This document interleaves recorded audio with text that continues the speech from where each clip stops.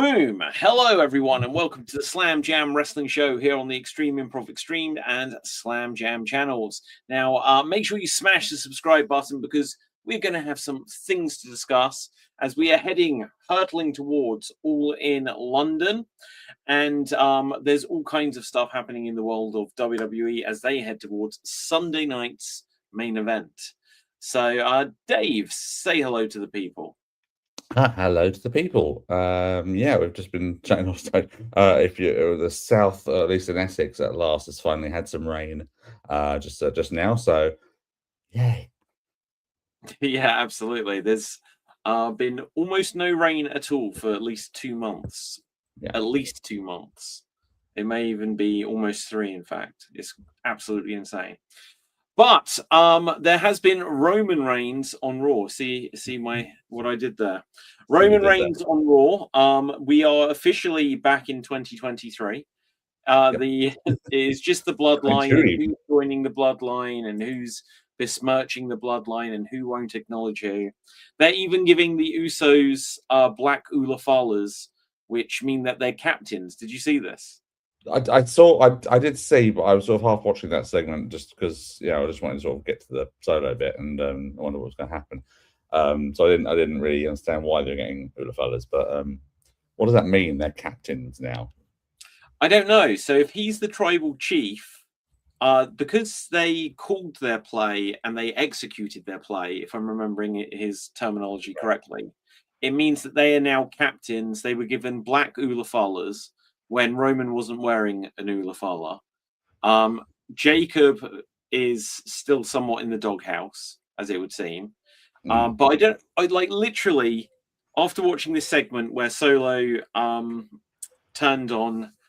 immediately turned, but he didn't even willingly rejoin the family. But after he attacked Roman, because Jacob had been told, let's just stay back, I'll take care of LA Knight. He then just stood there and didn't do anything. So what's his play? Because I thought it submitted to the tribal chief, and this would obviously just be like, why did you just stand there? And obviously, well, because you told me to, shouldn't really cut it as an answer.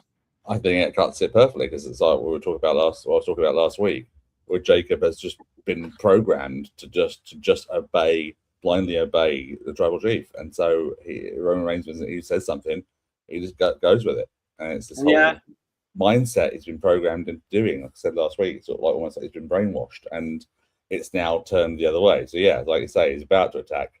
Now, obviously, there was something where he attacked Solo to put him down before they brought him back in, as it were, or attempted to at least. And even when that happened, when Solo hit Roman with the spike, it was like there was nothing from him even there.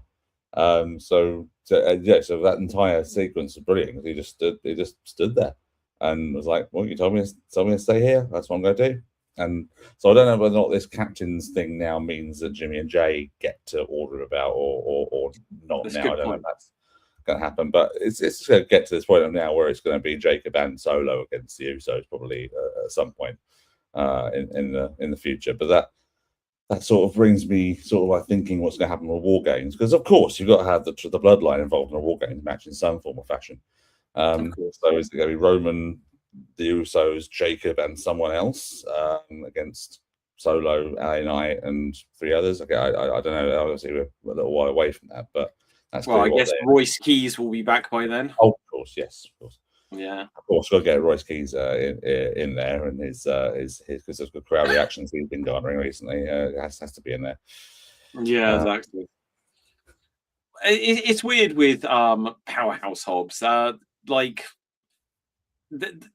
fair, it's not that they haven't sort of pushed him as something meaningful, but they haven't established him.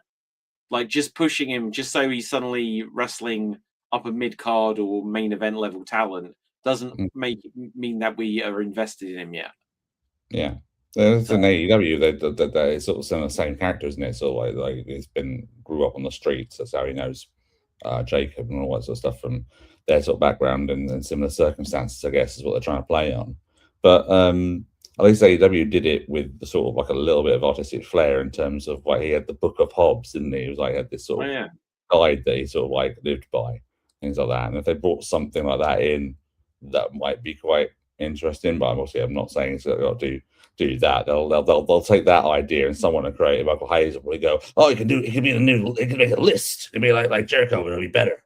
Or something like that, you know, a list of keys.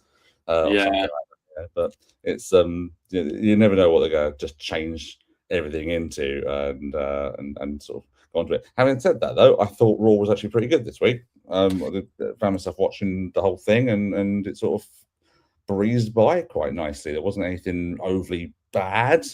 I did, but remind me what happened on it. We had a couple of matches for the Luchador versus Roman Championship.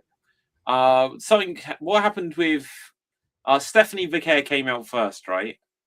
Yeah, it was pretty much the same time as last time. But yeah. Getting them both getting beaten down, but sets up that story. Carry on. I guess they're trying to give her a bit more time on the mic to sort of see if she can get her English down a bit better, which she obviously has done.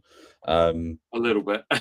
Yeah, well, say that. I can't speak her language, so I'm not going to criticize. Well, what is her language?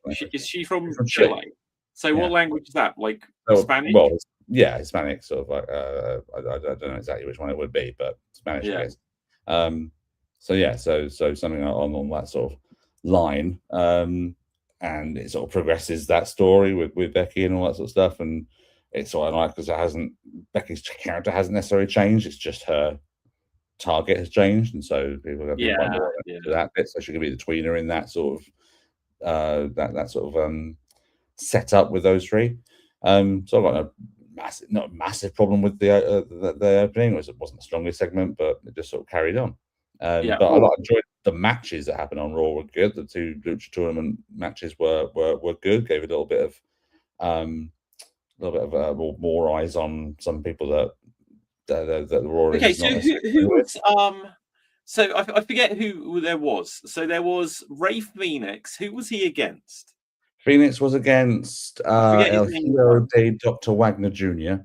Yeah, so he was against Wagner Jr. Who was the other one? And it was Dragon Lee against El Fiscal. Yeah, El Fiscal. What did you make of that guy? So he's like legitimately the son of Abismo Negro. Yeah. Which is odd because they've got an Abismo Negro mini and Junior in the company as well. Because it's weird they keep switching the characters, or people can take on those characters. Because La Parka was brilliant. Did you see La Parka turned up on had a 4-way match on NXT? And Booker was going, and Booker T was on commentary going, "Wow, I can't believe this guy's still in the business. He looks great. He's still he's in better condition than he's ever been." It's just great. It's so funny. But so obviously they can take characters and things and sort of carry the gimmick on, as it were. Even though the original La Parka is still going as LA Park in other circles, but there we go. But what was I going to say? El Fiscal, I mean, he was fine. He was. I'm not massively familiar with him, but it was a perfectly good match, and it's good to put. Obviously, it's a good idea if you're going to showcase these AAA guys, have them against other luchadors, so that they can get the best out of them and make them look as good as they can do. The only thing I felt was a shame is I felt that he was a bit awkward in the ring, and like it's crazy for how much they've pushed Penta, for how little they've pushed his brother. And I just felt like this didn't make Ray look that great because I felt like he was desperately trying to carry this guy who's just his timing was off and he just felt a lot more methodical in the ring. He didn't feel like a natural to me, truthfully. I don't know. It's a different style of luchador, so he's the heavyweight sort of I think. So he's not going to do exactly the same stuff as Phoenix, but I think first time they've ever wrestled as well. I think that's a commentary to at least in the singles. So just but in the defense, the guy's obviously got the lineage. He's like the third generation of that whole gimmick. Excuse me, my headphones decided to just fall off entirely on their own without anything happening.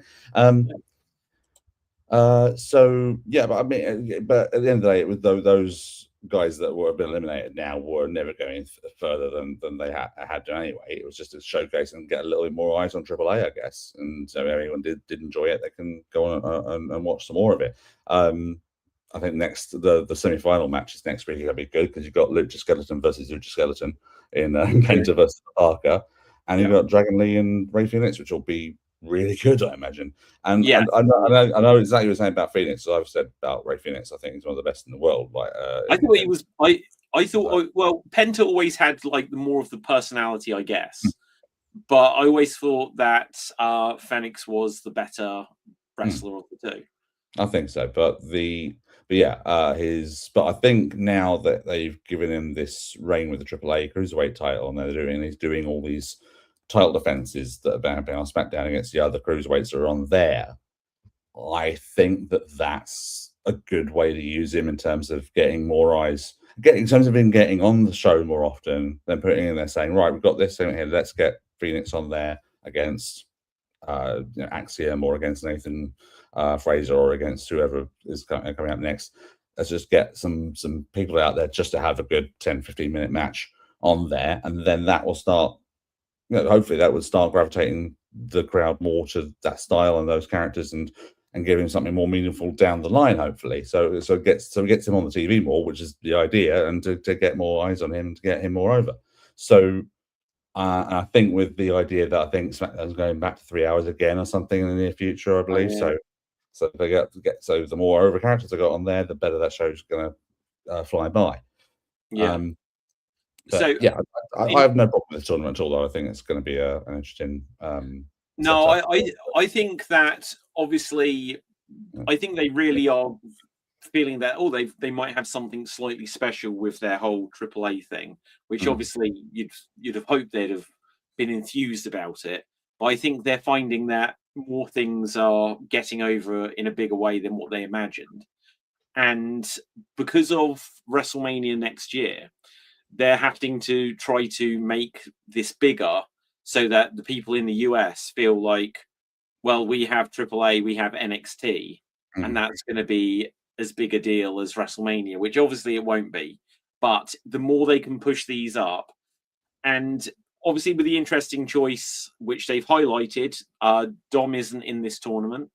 It means that someone else gets that moment to be against Roman.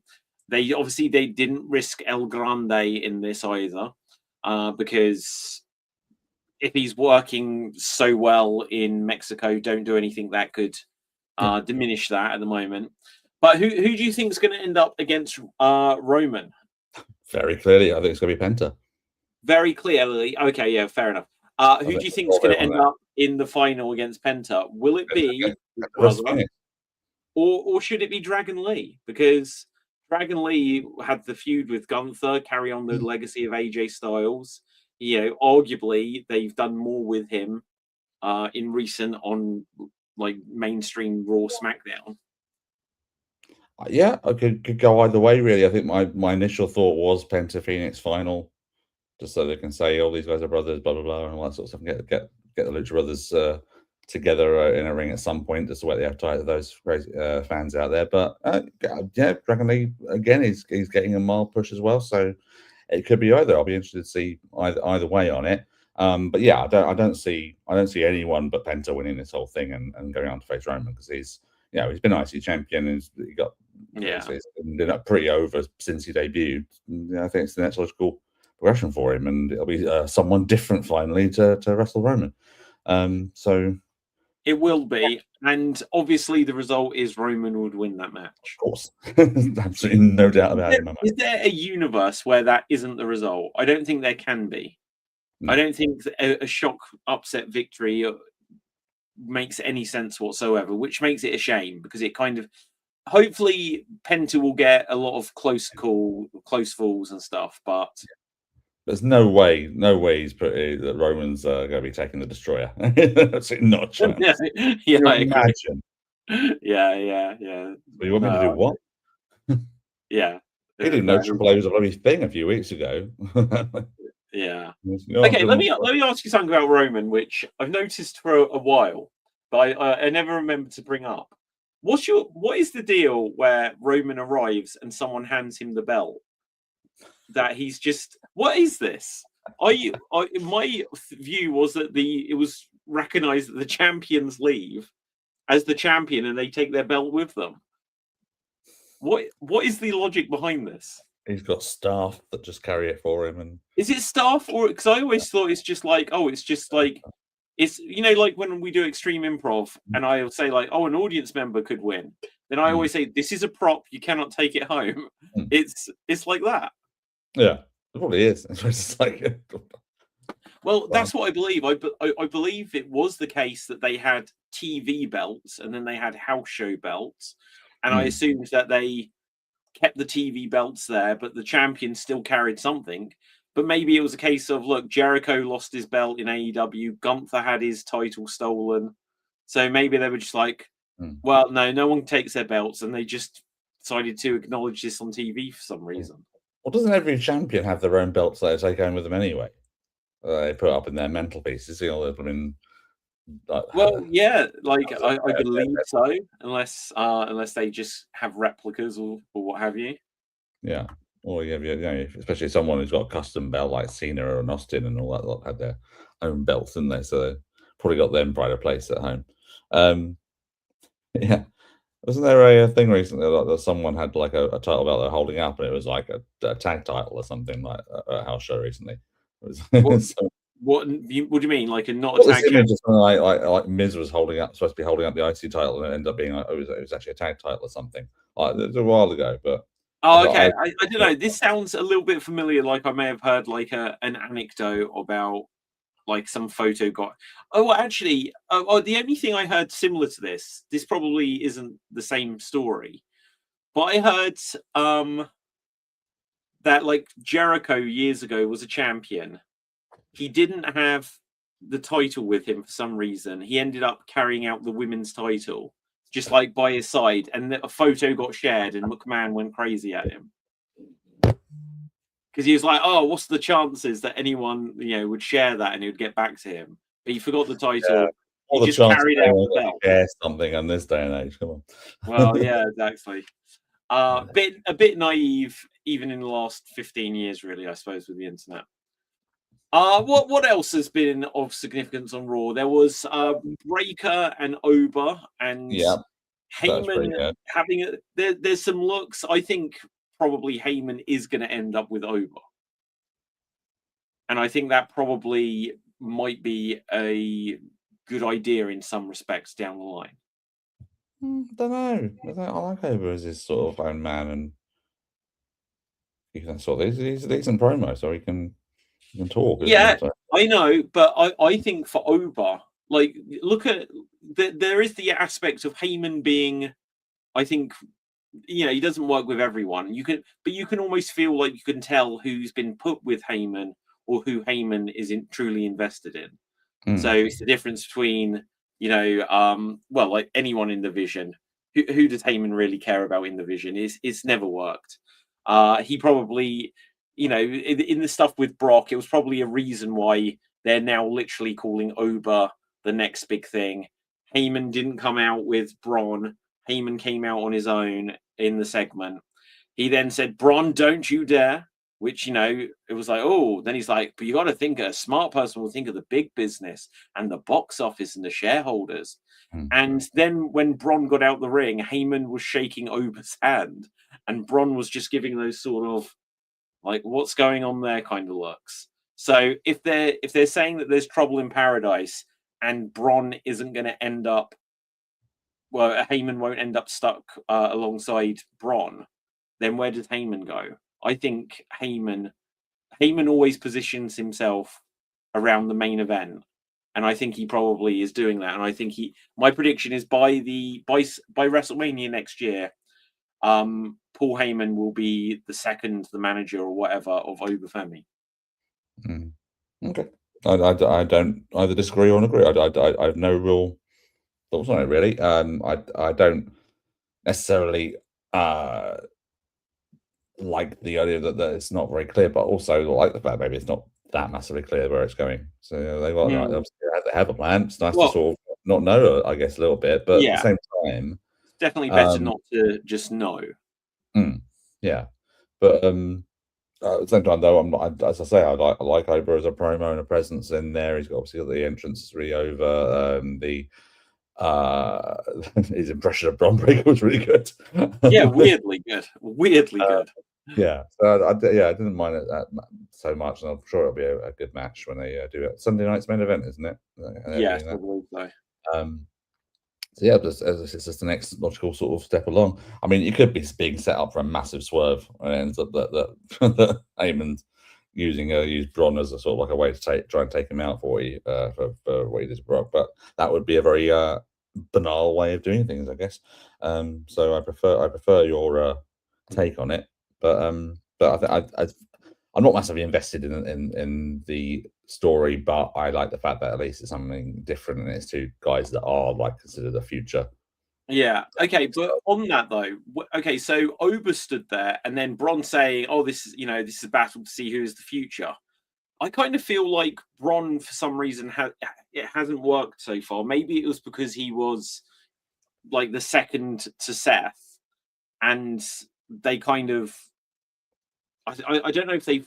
I don't think he's ruined by any means, but I feel like they've kind of fumbled Bron so far, so that when it was like, "Oh, we're going to see who's the future," it's like, well, he just beat Brock in his retirement match, and he beat him at Mania, and he's the King of the Ring. What? And Bron is a tag team champion with Austin Theory. It's like it isn't Bron. They need to get him out of that situation as soon as possible.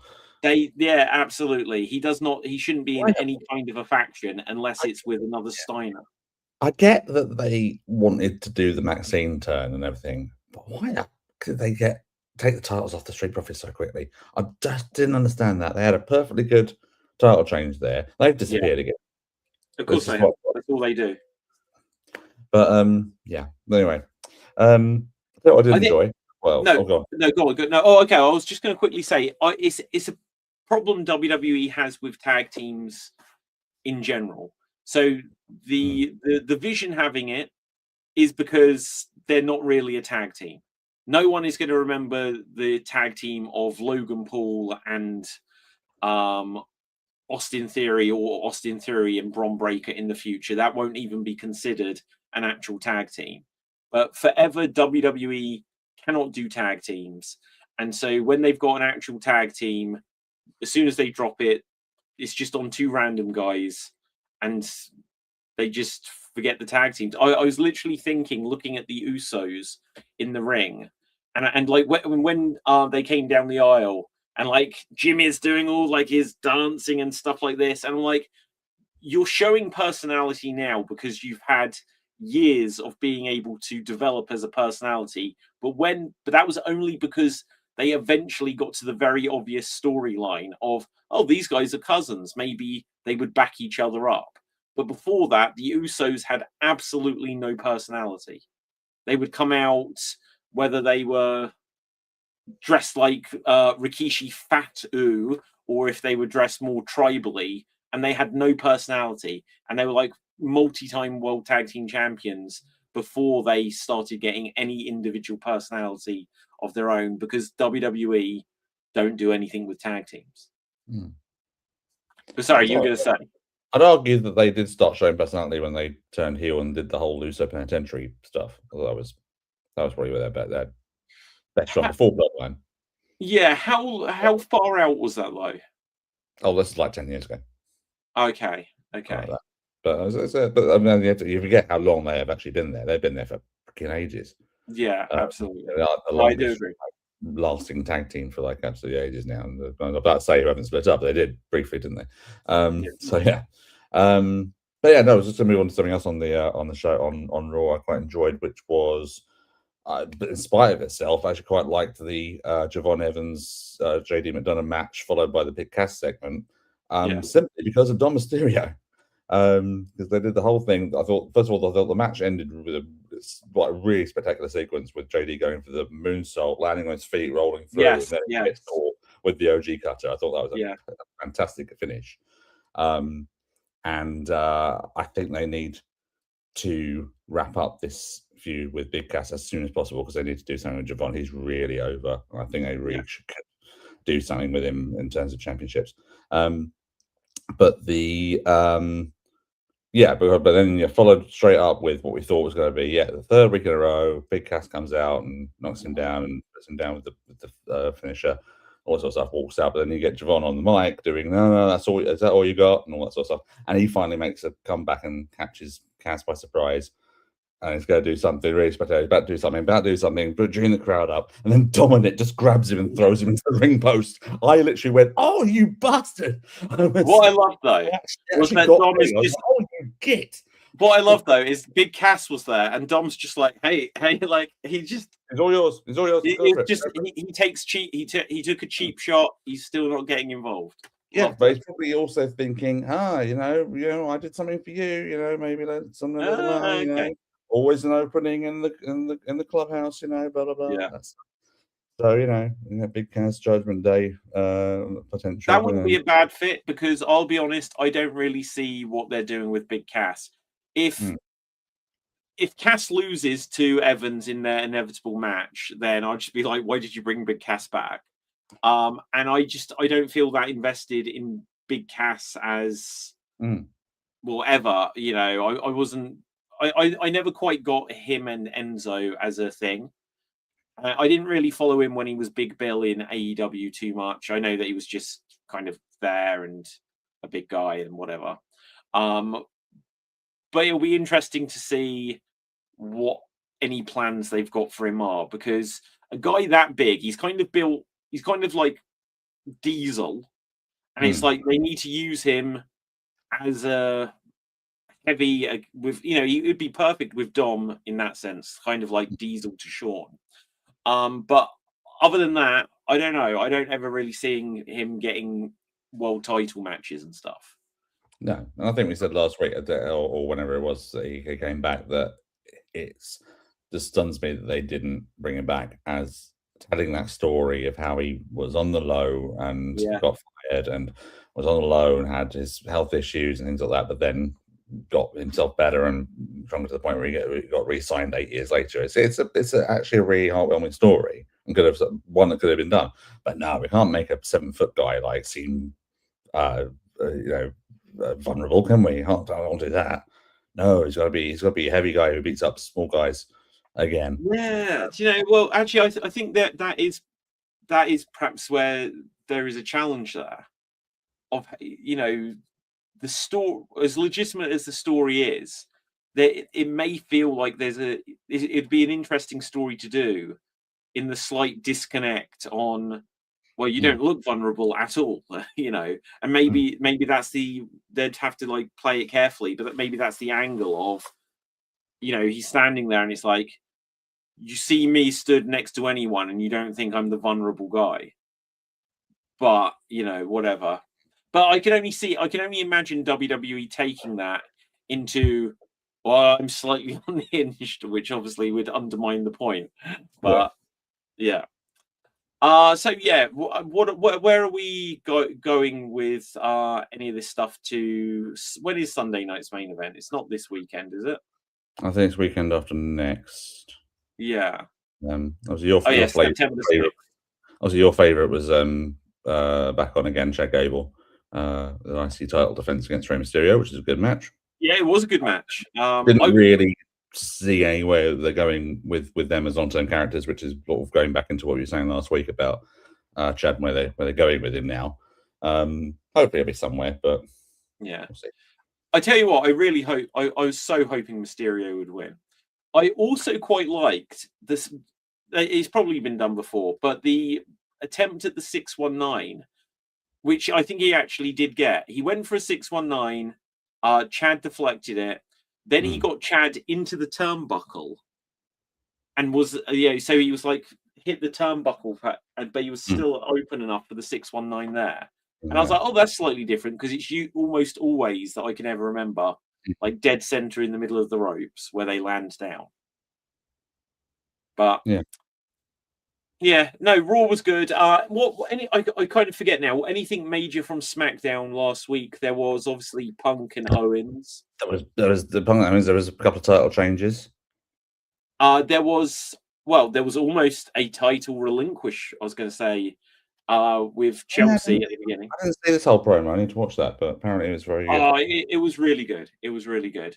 The whole segment was good. My biggest thought from it, though, is about the first 30 or 40 minutes of the show, Chelsea Green was at ringside. I was like, I can't think of anyone outside of Triple H, like during the height of his power play era, just being out at ringside consistently. Because Aldis came out, called out Chelsea. You're going to have to relinquish the title. She cut a promo saying about, well, you got to be in the ring. You got to live your dream at SummerSlam, and you were a champion. Your wife was a champion, and until someone takes this from me, it's mine, which was so funny considering she's an interim champion. So it's literally not even hers. But so she walked out, but she was able to pull on those heartstrings, and Aldis was like, Chelsea, wait. And he was like, and if you got 30 days to get a face mask or to get cleared, but until someone pins you, this is yours. And I was like, for the next 30 days. So, she isn't even cleared then. And then I'm trying to think who came out. Oh, Gunther came out. Yeah, Gunther. Yeah, Gunther came out. Had to go. I thought you'd see a segment when they're in the ring as Nick Aldis, Gunther, and Chelsea Green. That's just weird. It was bizarre. She was like, "Oh, you're picking on me," blah blah blah. But she was like, "But what did you do at SummerSlam?" I was like, he beat him right in there." But I was like, "Oh, okay." He lost his. Well, he didn't lose, but he didn't win. And then obviously Gunther's angle was, you pulled a fast one, putting Kevin Owens in, and he's like, no, you added to Kevin Owens' match. And so then obviously Cardona came out. Now I'd seen about this before I watched it after the weekend, and Matt Cardona was like on social media feeling like, I feel fired up after this. He did nothing. If you've seen the match, like he jumped in the ring when Gunther was like, yeah, you're just a loser doing what your wife tells you. He jumped Gunther, then started getting beaten up.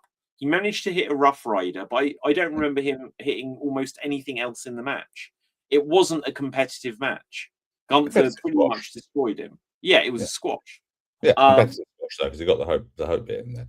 It's probably all he needs, really. And he's probably thinking, at least I got something against Gunther, which means that's probably what he's going with in terms of being fired up. Well, yeah, maybe, but I don't know. It just feels like Cardona is. I think he's finished. I don't see him doing anything meaningful until they release him again. Well, you know what? I think that was a good thing. He, alongside two other people, have just forgotten about the fact that they got cursed. And Miz and Kit Wilson were just back to normal backstage. And things like that just moved on. It was like, okay, we're just moving on because they're not doing anything else here. Let's just pretend it's been lifted and move on. Thank goodness. Even though I was like enjoying it for the silliness of it, but it was quite nice to see them back to normal. True. You need to use Danhausen better than what they are. They're using him very well in that he's a big deal, and they're probably shifting a load of merch and stuff. But they also undermining stuff, which there's a way of doing any of these kind of gimmicks without undermining stuff. Because even back in the day with like some of the Undertaker shenanigans, even though some of it may have been like, like when he disappears out of a casket or stuff like this, you may be like, when I was young, people would be in the room and I'd be like, oh, I'm embarrassed to be a wrestling fan a little bit. It was like, no, he's the Undertaker. And it felt legitimate enough. But like the stuff with the Miz and stuff like that, I felt like, you've crossed the line, from my personal taste anyway. My first experience of I'm a bit embarrassed and about to be watching this is when watching Superstars one day, and it was Ultimate Warrior against one of the Nasty Boys, and Papa Shango cursed him and he started puking backstage. That was they were watching it going, what are you watching, David? I was like, Yeah, well, there you go. They can't help themselves. You think for the legacy of how long Supernatural has been in wrestling. Oh god, yeah. Yeah, That'd be an interesting thing to look at. Maybe a Halloween episode. Let's put back at the best and the worst supernatural stuff. I like that. That's a good idea. Okay, so yes. Anything else from SmackDown? Uh Title changes. We got Women's North American Championship change hands, as did the tag titles, the MFTs. So Haku Yeah. comes back 3 weeks later, and these boys have won the tag titles. Yeah, and what's interesting is that they're still the MFTs, even though Solo's not there. So now they should be HFT, like Haku's family tree. Oh, if we're going to change it, change MFT to change the meaning. Call them the mother flipping Tongans. That's actually a pretty good name. Yeah, MFing Tongans. That'd be interesting. What else on SmackDown? I can't remember anything because I didn't see the whole show, but thinking highlights of stuff. Oh, they're doing these vignettes for Shinsuke Nakamura coming back. Oh yeah, I saw that. Him having a tag partner, because they've done this whole thing where the Tongans took him out, however long ago it was, and it was like the first vignette. It was Tongaloa, probably. Was it? Oh wow. Oh no, I don't know. Just that it feels a while. Yeah, but it was the first vignette, like week before, was sort of like, oh, I'm not coming alone, and like all this sort of stuff where it's, oh, it could be somebody. There's a few things. Oh, it could be this guy. It could be Naraku's in NXT. It could be bringing him up straight away. All this sort of stuff. But they've kind of already given it away in the second vignette. They gave a little bit too much of the guy away. Just there was a flash of him. It's so at the end, Nakamura was very blatant, saying my partner is a ticking time bomb. And that's big code from the people who know who it is. It's going to be Hiromu Takahashi, who was part of the Los Ingobernables faction in New Japan. Who's just obviously it was rumored he'd signed recently, but that was his gimmick. He was the ticking time bomb, and he had like a move called the time bomb, and all of his faces. When he sort of came back, when he was like a young lion and all new to the New Japan sort of stuff, he was he was a very explosive high flyer and really very popular. Had really great matches with Dragon Lee on the Indies and on New Japan, like Mexico shows and things like that. So he's a very over guy, very quite a bizarre character. There was a time frame where he had like a little stuffed dog that would come with him and things like that, and then the other wrestlers would do moves on the dog to upset him, things like that. So see it live. Saw the young Bucks do a Meltzer driver to the poor thing. But yeah, no, he's Hiromu Takahashi. I think it was very clear there was a rush of red hair and a flash of red hair in his face for a brief moment in that second vignette. So yeah, it looks like he's coming in as Nakamura's tag partner, which is probably a good use for Nakamura because he's been solo his entire run. He's getting older, a bit more broken down, so it's probably good to give him a tag partner, and it helps hit. Yes, I agree. That's a good idea. It's a good idea. Okay, Dave, I've got a kind of. You may have already seen this, but if we haven't discussed it here, I assume you probably haven't.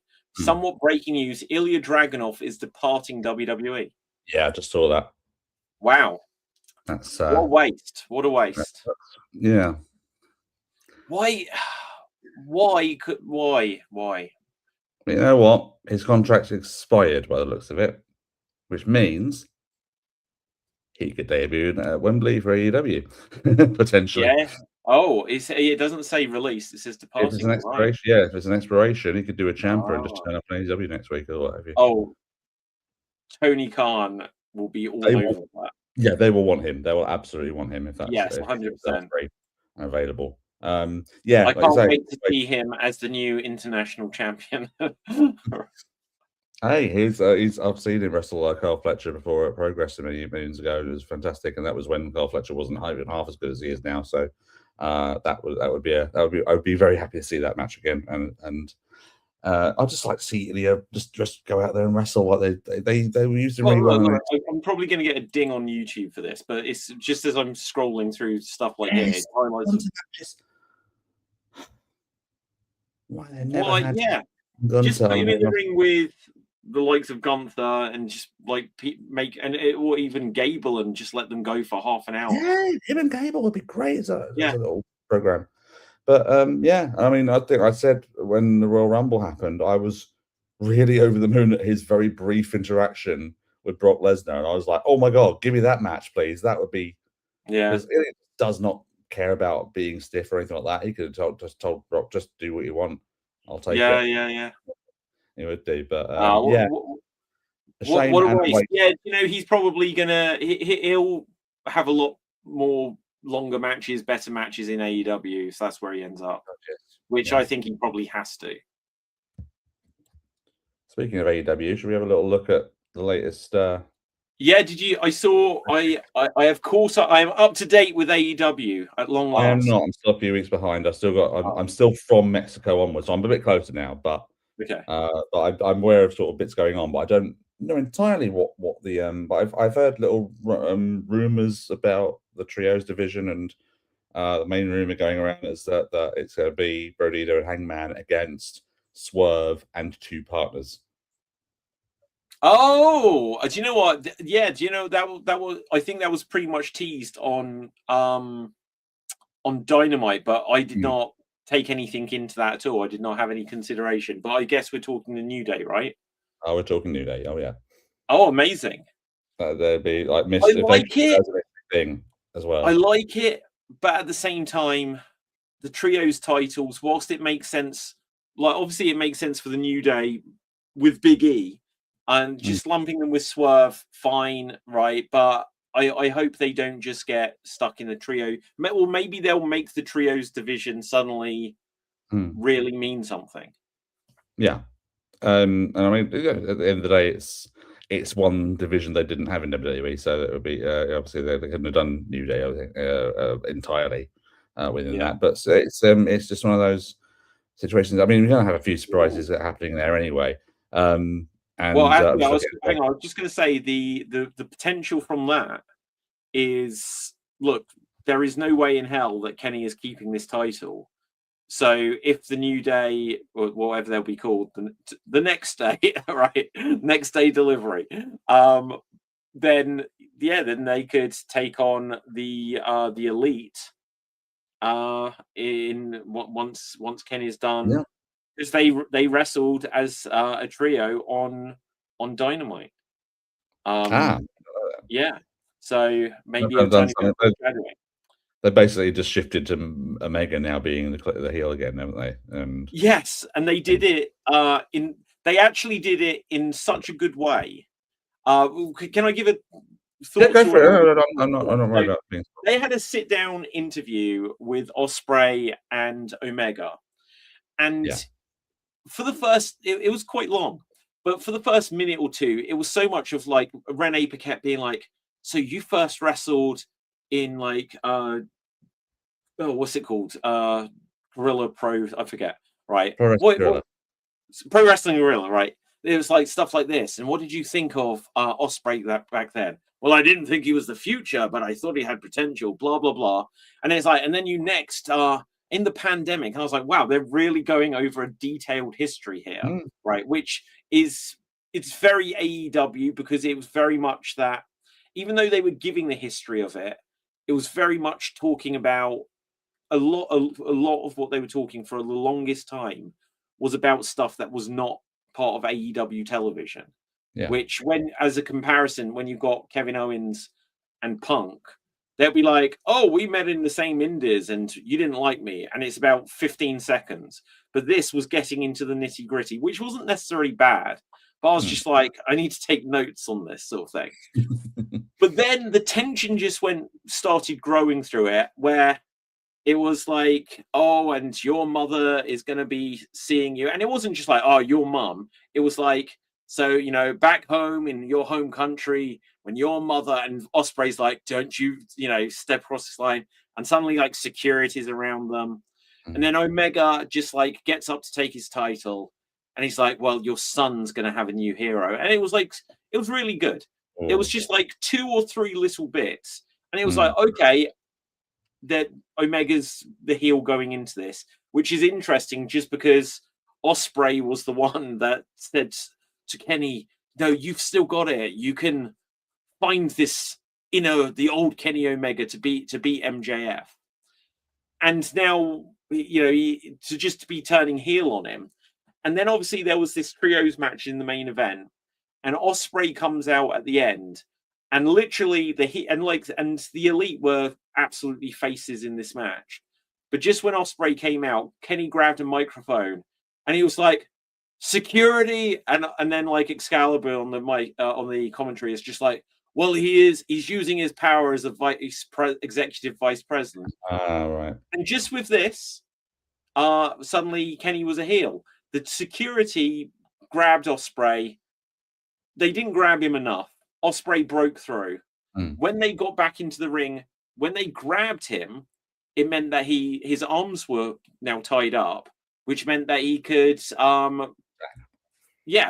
You know, he got him. It was a good, subtle enough heel turn, because this match will be better for it if it's not babyface versus babyface. They'll be able to have a more vicious Kenny Omega. But it wasn't so unbelievable that Kenny can't walk it back to be a face again afterwards. Got feeling that they'll sort of twist it to the point where it's like, I needed to be this version of Kenny Omega to get the best out of you, Will. That sort of like style thing. Although I will say, having only just watched like the end of Redemption the other day and sort of being sort of surprised that it was Kenny who laid out Ospreay rather than at the end, despite him saving him, and then seeing the opening of the proceedings, Dynamite with that bit happening, but with the Death Riders watching it happening after they've just been taken out and all that sort of stuff, and Moxley shouting at him like, "Get him before he gets you! Get him before he gets you!" And it was like, what have I been saying this whole time? And it's really weird because it's the whole dynamic has been, Kenny saying to Will, "Be careful what he's telling you," and all this sort of stuff, and Moxley saying, "No, you need to be careful of Omega." And it ended up that Moxley was actually right, even though what he was going to do was inevitably wrong, inherently wrong. Excuse me. But that it ended up that but both of them were sort of right in the end. And Will's in the middle of these two power hungry main eventers who just want to be on top, and who have different ways of going about things. But Kenny has just turned out, just turned up swerved it so that he's the heel, which, as I say, is a good thing anyway, because Ospreay is going to be the favorite of the crowd who in the match anyway. So, so blatantly that sort of thing was almost always going to happen. So it's kind of logical, I guess. That all sounds like it's been sort of well delivered the other thing that's interesting with it is they were still saying on the commentary that Don Callis family, because they started interfering at the end. Edge and Christian, right? There was a big schmoz at the end. I half missed it because it happened so quickly. Like Edge and Christian run out, but they're like, it was like a Don Callis. He considers Kenny's first reign his reign. And I was just like, okay, so that means that actually, again, if Kenny is kind of going heelish here, then both his world title reigns are kind of like heel. But clearly this one was that they wanted the biggest match possible for Wembley. Ospreay versus Omega is going to be the 7-star classic, etc. And they're leaning into, I'm pleased about this, they're leaning into the idea that Ospreay, an Englishman has never won a world title on his home turf. I was like, well, that's true. Like, an Englishman has never actually won depending what you count, but an Englishman's never been world champion in like a UK. Drew McIntyre was. And if you look at like TNA and New Japan, then obviously you can say that they have. But they're not on their home turf, though. Not on their home turf. Well, not on their home turf, but also like not at that level. Because if AEW is meant to be on the level to WWE, there's still never been an English world champion. And I don't think there ever will be at this rate, because I don't think there's any real candidates for that. But yeah, and other stuff from the show.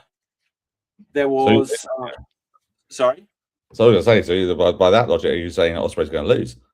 No. Oh, no. Sorry, I mean in WWE. There never will be in WWE. So like I was saying during the World Cup, that they need to lean into on his home turf, like doing it for England and stuff like that. That they are starting to lean into that, which I'm pleased about, because it's such an easy and obvious marketing angle to sell more tickets. I've seen that they're selling some tickets 50% off now, which stuff like this, obviously it happens, but because it's such a like, whether or not I end up going to it is probably unlikely this time. I'll try to next time. Hopefully they will have at least another O2 show if they don't do Wembley again. But I think it's selling well enough, so they'll probably aim for it. But whether or not they do it every couple of years now. I think there's also the aspect that because there's so many seats to fill, eventually they'll just start discounting them. And so if they do something like the O2 Arena, there is more the feeling that, well, it could sell out. So you need to buy early kind of thing. Well, so, yeah, they out the O2 and things like that. It's just a shame that it's had this thing of like, oh, it's got to be Wembley every time. I think they're up. I think they're over 40,000 now. Yeah, I think so. Well, it wasn't Wembley last year. So no, I know. I just mean they got it. But it wasn't. Yeah, it was Forbidden Door last year, so it wasn't. It still did the stadium show. True. Yeah, but I just mean in terms of that. But yeah, the card's looking pretty tasty at the minute. So we've talked about Mega Ospreay. They've got a women's world title match, Willow versus Mercedes. Yeah. They had a hard rule. Have they done that? Okay. Cage, I'm not massively thrilled with that being the match, because it's a bit of a shame because Tekla is not in anywhere in this card at the moment, and I think she deserved a little bit of a spotlight in some form or fashion there. So I would have liked to have seen her involved in that somewhere as well. Well, currently, I'm just looking at the card. No, I was going to say there's 2 women's matches on the card. There's still room for another one. Like there's 9 matches listed, but AEW can certainly make this 11 matches, including pre-show stuff. But Young Bucks and Cajun Coat should be interesting. That will be interesting. Who do you think's going to win that? I think Young Bucks probably. Yeah, probably. It starts off of there. I imagine FTR might appear at some point as well, because they're going to be over here for Wrestling Forever the night before, so they'll be involved. And where the hell are the Machine Guns? They debuted a few weeks ago, and they've just not been seen since. So let them sort of maybe show up as well as a sort of like a fourth team sort of challenged in some sort of big thing in there. Well, I think they should keep Cage and Cope versus Young Bucks as it is. Oh yeah. I mean, afterwards, that is the dream match. We didn't get the Young Bucks and the Hardys. Or did we? I don't think we did. Oh yeah. Young Bucks Hardys. Did we actually get that? They've wrestled loads of times. Oh no, sorry. Yeah. So what we didn't get was the Hardys winning the tag titles there. Yeah, that's what we didn't get. Yeah. Okay. So yeah, I think the Young Bucks will win that. Who do you think is going to win between Fletcher, Takeshita, and Okada? Because they were pushing this whole thing of Okada being like, well, if the belt needs to stay in the Don Callis family, and I agree, but that could be me. You know, it was quite a good promo. Yeah, probably Fletcher. I don't see any reason taking it off him just now. Okada and Takeshita have already had it and had good reigns with it, so I'll just keep it on Fletcher for now. What do you reckon on the Continental Challenge Cup final? So, okay, I forget everyone who's in it. Well, let's face it, it's going to be Moxley probably defending against Nigel McGuinness. I imagine that's going to be the final. Oh, yeah, of course it will. Yeah. McGuinness wrestled on Dynamite. He looks good considering how little he's wrestled for many, many years. Obviously, he's had matches over the last couple of years. So they'll probably have this because it's the UK. So, and because he was at All In a couple of years ago. Yeah, in a very minor role. But yeah. I think you're right. I forget entirely who else is in that. Jay Lethal's in it. But he's not getting it. He's not getting the final. I'm surprised he's not been eliminated yet, hasn't he? Oh wait, no. Wait. Did I say Jay Lethal? I meant Jay White. Oh, White. Sorry, yeah. No. Oh no, not Jay Lethal. What is Jay yeah. Lethal even a thing in AEW? He is, yes, but he'll be pre-show without a doubt. So yeah, okay. So speaking of gauntlet match, casino gauntlet match, we've only got 3 like that are confirmed: Andrade and MJF at the start, and Ciampa's thrown his name into it as well. So I'd kind of like it to not be either Andrade or MJF, just to sort of freshen up whoever does go for the title after that. So yeah, just to keep them their sort of like thing.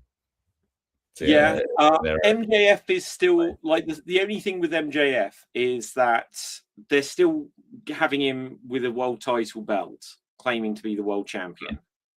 And so if he doesn't win, it's like they still need to resolve that in some way.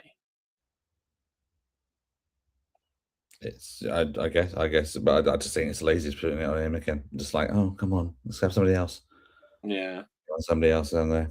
Divine Dominion against Brawling Birds. Brawling Birds clearly going to win that one. They're in England, so okay, yeah. Get the new champions. Kevin Knight and Darby Allin a false count anywhere match. Considering they're going to go everywhere around Wembley, that's going to be quite entertaining. It is. One thing? So on Dynamite, Knight had Darby beaten up, so they were putting like a neck brace on him and taking him out. Didn't they do this pyro thing? Okay, let's have a look. Pyro explosion or something at the start. It was like a Jeff Hardy style pyro explosion. You know when the pyro went off on him at the top of the stage when he was feuding with Hardy. In fact, the headline about it is AEW blatantly copies WWE spot on Dynamite. Come on, what kind of headline is that? It's like everyone copies everyone. It's not like they copied it from last week. Yeah. From 2008. But yeah. I think enough time's gone by to the point where they can do a similar enough thing. And it works because obviously that's what Darby did to Kevin Knight in that cage match. The exploding bag, wasn't it? So Kevin Knight's done the same thing, but up to the budget a bit with it. Oh, yeah.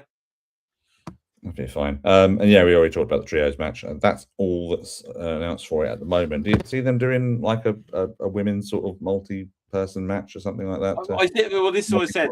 So it feels like a lot of the women on this pay-per-view, and so it feels like I don't know if they'll do another gauntlet match.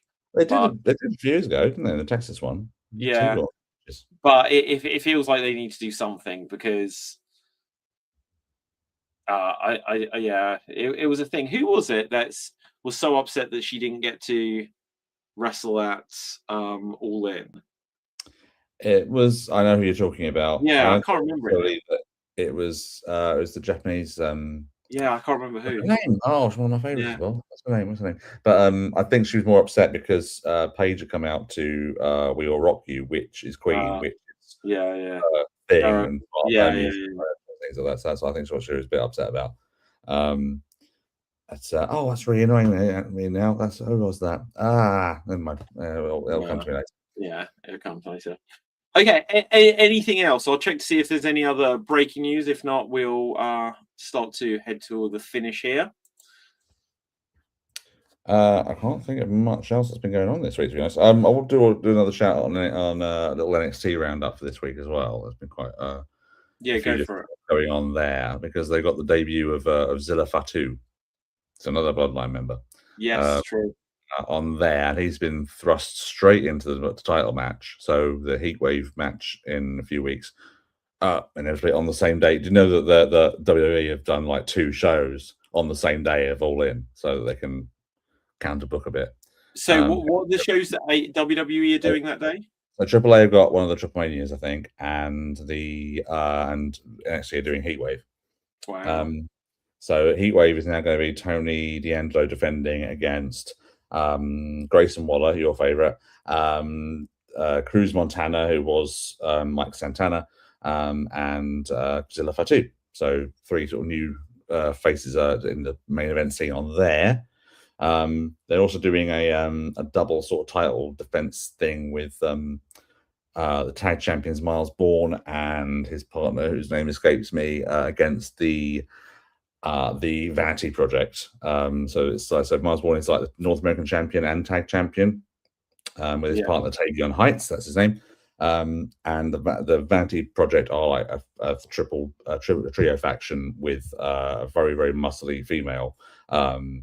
And one of them, I forget who, is getting the North American title shot, and the other two are getting the tag title shot, which means probably they're both winning that, and there's going to be a split between the two, the team, in terms of defending champions, because Tavion's done this whole thing of like questioning why Miles is putting the risking both wrestling twice in one night to do that, and he's like, no, it's because I'm a competitor, I want to compete.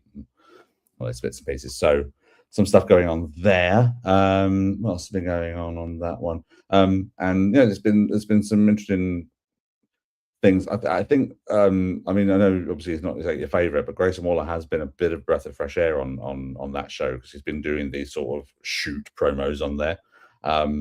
Okay. Sort of criticizing the men's roster, especially. So when he came back, I literally haven't seen any of it. He might be a breath of fresh air there.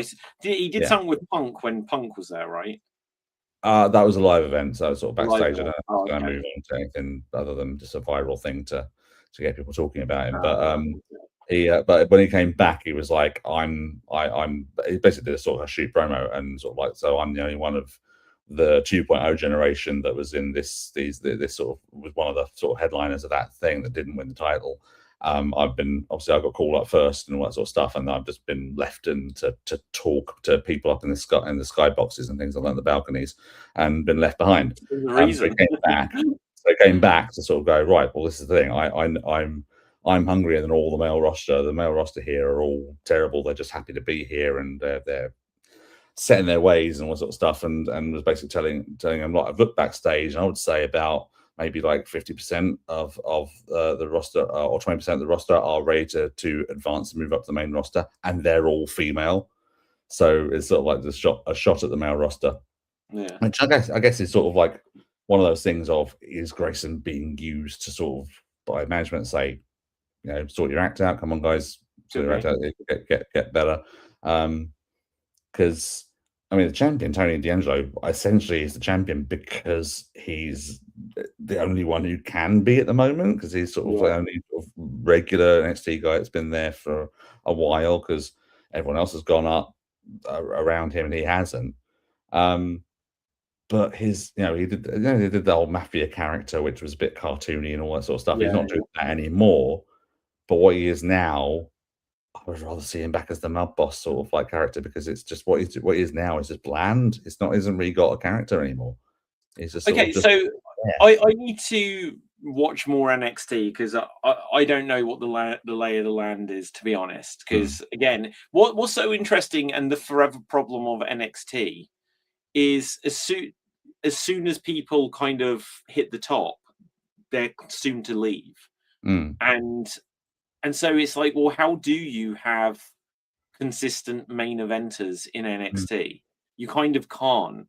And it kind of creates the problem that whoever then is the NXT champion, it's like, you're the world champion, and then you leave, and then someone else has to fill that spot. But it suddenly means that it artificially makes everyone look like, you know, people on a conveyor belt moving into main event. And it may be that if this was the main roster, because you look at the main roster, how you get periods at the moment, it's the vortex of Roman, Cody, Punk, with not much else. And when you go back before that, it was like the Cena era and stuff, like all the Triple H era. And it's like, people didn't move up into the main event that much. And so that's probably what has led to so many people moving up to the main roster. And when it looks like, oh, they're starting at the bottom, so it makes it feel like, oh, they're not being used as good as they were in NXT. So yeah, because they were being used at the top. Now they're at the bottom. Or if it's like, oh, we've pushed this guy like he's the top, then they put him against someone actually at the top, and you realize, oh, well, he's not ready yet. And that's where you get like Aleister Blacks and people like this, who there's like this aura and everything around them, but when they are there, they're not ready for it. It's also a case of it's a different set of people making the decisions about them and putting them in the positions, which is probably it's quite refreshing with people like Oba and Javon in that they are over. They're getting NXT call ups, but they were hyped and Trick as well. Trick Williams, I forget. They were all hyped quite well ahead of time. They also came in a couple of times to sort of test the waters as such a little bit. There was a bit of hype behind them, and they finally did come up. So I think it's fine when you've got people who are going to look at them and go, okay, we're going to put this person similarly to how he was or she was before, and they are somewhat consistent. Case in point, the girls, the tag champions, and the what are they called? The women. Fatal Influence. Fatal Influence. Thank you. Yeah. So case in point, there, I said, just the other week, I said I'm a bit surprised that they've taken this long to get the tag titles and the North American title and all that sort of stuff, but finally they are finally a faction with the belts, and they're going to do well with them as a faction, I think. So it's just keeping those guys and girls that are just at a certain level. Like I say, if you're going to put them in a certain level, you debut them at a certain level, they're going to, in the fans' eyes, be at that level all the time. If they don't, then suddenly impress. Yeah. So it's kind of an unenviable position, because if you come in from something where you are like a top competitor, getting longer matches, main events, and when you actually are then on Raw or SmackDown, either you find that actually you're not actually quite ready for it, or perhaps you were in that position out of a necessity because everyone else has been moved up already. It's a shame in that sense that they don't cross-pollinate people from the main roster back to NXT a little bit more often. Like the idea years ago that Charlotte won a Royal Rumble and was like, no, I want the NXT title and stuff like this. They should do, and like the fact that Finn Balor went back to NXT for a little while. It's like you should have some people being like, I've seen someone and I want them as my opponent and stuff like this. To up people's levels, but also give some other people from the main roster something to do when perhaps you don't have something for them to do. Otherwise, Anyway, Dave, I'll wrap it up in a second. Last thing I've really got to show you is that this is a trailer for the previously cancelled but saved from cancellation movie starring John Cena, Acme versus Coyote, where we have final evidence that after winning his first world title from JBL, John Cena has now become JBL. So it's kind of uncanny. It looks like he's playing JBL in the movie. Oh, sorry, Acme versus Coyote. Yeah, like Wile E. Coyote. Yeah. Okay. So what is he? Yosemite Sam. Sorry. So what is Racina? Yosemite Sam. Well, he looks it, but yeah. So the backstory on that is Warner Brothers were making it. They were like, this film's not going to do well, so they literally pulled the plug on it to get some sort of tax rebate. And people were like, we made this movie, and John Cena was like, I'm in this movie. I don't want you just deleting it. So it's been rescued. I don't think it's going to do well because it's a John Cena movie. But he looks like he's playing JBL. You never know what's going to do well at all at the moment. I read this today. A story came up on my feed about this Chinese animated movie that was made for $200 and has gone multi-million around the $200. Yeah, something like that. This crude like Chinese animated film made by some mother and son thing has done massive in the box office due to its sort of meme culture sort of like thing. It's ended up being, so people are seeing it because of like lots of memes and things that come from it, and so they're going to see it out of curiosity and things like that. And it's done absolutely huge business in the box office. I don't know what it's called. I didn't look any further really into what it was. All I know is it's from a Chinese mother and son or something like that made it. Wow, well, that sounds very cool. Who knows? We could think. I'm going to say though, if Cena is playing Yosemite Sam, that's bad casting. So if you're going to have Yosemite Sam played by a wrestler, you've got to bring in Dutch Mantel. Yes, I knew you were going to say Dutch Mantel. He is the human embodiment of that. Okay, but to be fair, I think it's like Who Framed Roger Rabbit. So I don't think they're playing those characters. Gotcha. Okay, but anyway, right, let's wrap things up there. So Dave, where can the people find you?